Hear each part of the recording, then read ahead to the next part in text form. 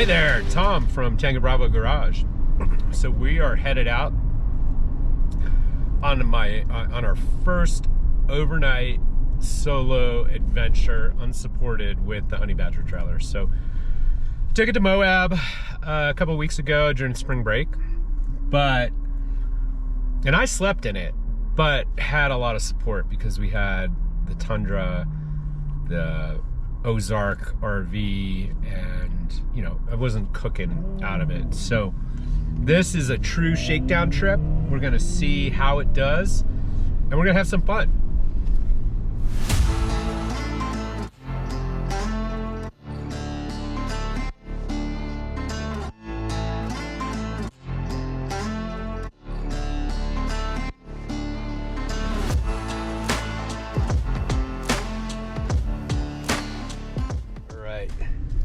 Light may be a little rough here, but we're gonna try a little different style of filming. And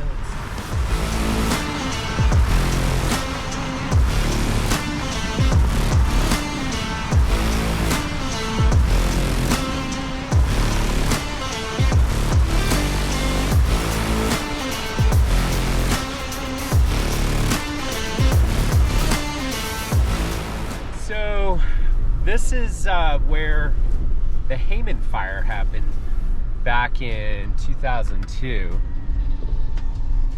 which, if I remember correctly, it was started by a Forest Service ranger or Forest Service employee who was burning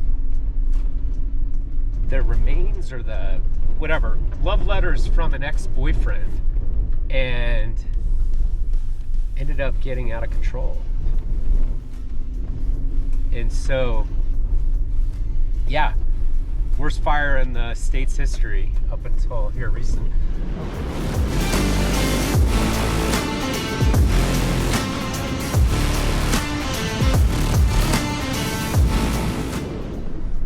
Not a good sign. Every campsite has had people in it.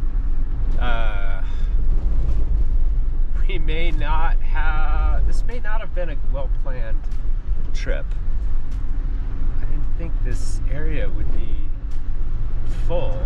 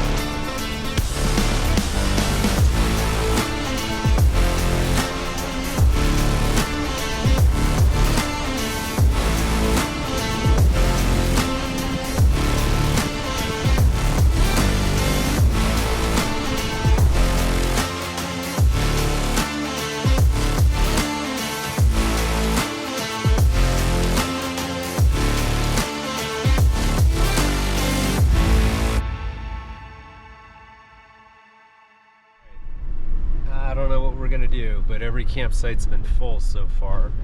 Just stopped to take some photos, and the camera was acting a little weird. So, not really sure what's going on there. Yeah, I think we need to focus on finding a spot for the night versus getting the drone out. I mean, this is a beautiful trip. I was hoping to be able to camp out here, and it doesn't look like that may be happening. It is now about 10:30 p.m., which is fine. I would have liked to have gotten in a lot sooner. We were definitely getting set up in the dark. But the good thing is, tent went right up, no issues there. But we got a problem with the table. So the way that the table attaches to the fender, the screws, one of them like completely I don't know, something must have hit it or it got caught on something. Yeah, just completely bent in half. And so the table, I couldn't mount it up. So I ended up just cooking on a 5-gallon bucket, or putting the stove on a 5-gallon bucket. And then what else? So the propane tank didn't work. So I had to use one of the green Coleman propane tanks, the 1-pounders, because my 5-pounder, there's no pressure. I think I'm just going to stick with the 1-pounders. They are expensive, but I just can't seem to get this refillable 5-gallon tank to work. So I think what I'm going to do is get changed, hunker down, and try to, maybe try to get some sleep. So I'll see y'all in the morning.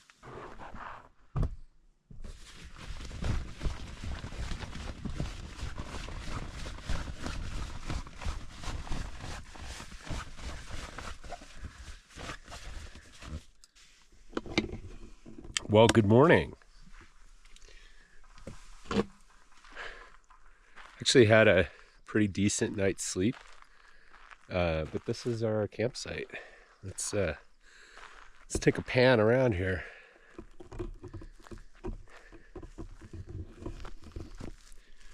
We got in here about 8:30 last night, and then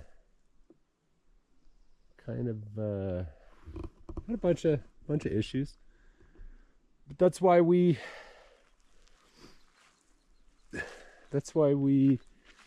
wanted to do this trip. Here we are. We just made some coffee.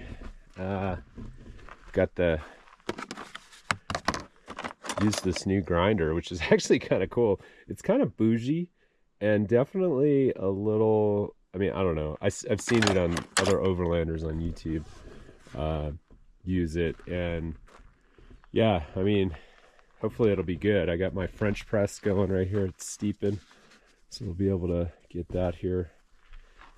Oh. So let's do a quick walk around here. So we've got, these are our new kitchen set. Oh, I forgot. I've got a cutting board. We've got a cleaning pouch. I've got my coffee beans here. I've got some utensils. We've got an entire cast iron and pot and plate set up here. We've got the coffee set up. I really like this. I just got this, a fire maple kettle. Works really well with the stove. Unfortunately, this is what I mean. I was trying to use that 5-pounder, and it just wouldn't work. I think it's a pressure issue. It works at low elevation, but at high elevation it doesn't. So we're on to the 1-pounders, and let me show you down here. You see that bent screw? Yeah, that's where the table was supposed to attach. Oh well, that wasn't German engineering. So I want to show you this cool thingy here. This is my this is a Lone Peak Designs water pump. Turn it on, and it's like a water fountain. The thing is perfect. I think what I'm going to do though is I'm going to move this one out here so I have this flowing off here. But yeah, otherwise the hitch worked really well. The lock and roll hitch. Didn't have any issues with that. In fact, that's the one thing that did work really well. I just got some drone footage, so we're charging the drone up once again with the battery pack in there. And you know, I had the lights on for quite a bit last night, and the battery this morning was only, the trailer main battery was only at what was it, 96%. So this thing's definitely got several charges, several days and nights of usage available. Yeah, so pretty cool campsite. I'm hoping some of this footage comes out really well. And let's take a quick look up here. Let's see, make sure we don't have anything else.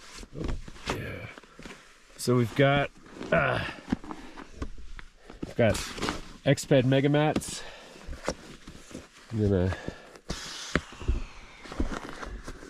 let it go. We've got the X-Ped thingy, the inflator. That didn't work last night. Battery was dead. So need to figure out what the right option or what the right setup thing for that is. And then let's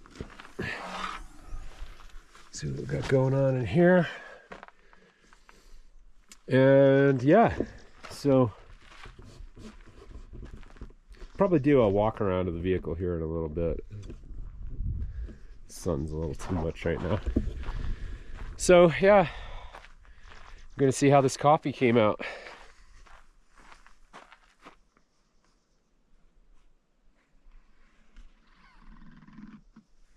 All right, I'm gonna put this down.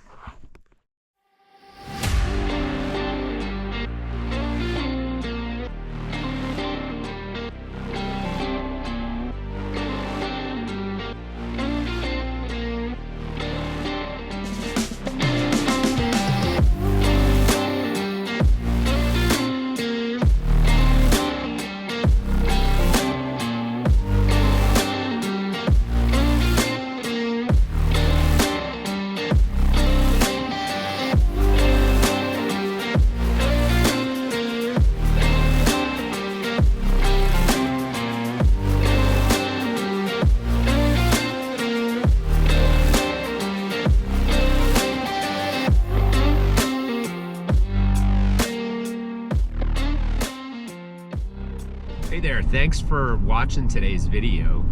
I really appreciate you joining me on this adventure. It means a lot. I know there's a lot of content out there on YouTube, and I'm just super grateful that you've taken the time to watch this. So if you're interested in renting the Honey Badger, go to honeybadgeroverland.com and there'll be a link to the outdoorsy.com listing. Everything that I discovered on this shakeout trip will be resolved, and you know, quite frankly, because I want this to be the best overland trailer out there. Yeah, thanks again. It'd mean a ton to me if you could hit that like button and subscribe to Tango Bravo Garage. I'll see you in the next one.